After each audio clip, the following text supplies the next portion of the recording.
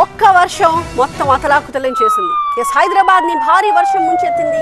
నిన్న సాయంత్రం నుంచి రాత్రి వరకు జోరు వర్షం పడింది. పలు చోట్ల వరదలో వాహనాలు కొట్టుకుపోయాయి. రోడ్లు జలమయమైపోయాయి. వాహనదారులు తీవ్ర ఇబ్బందులు పడ్డారు.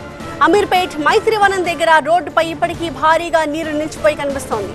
పరిస్థితిని చక్కదిద్దడానికి జీహెచ్ఎంసీ బృందాలు రంగంలోకి దిగాయి.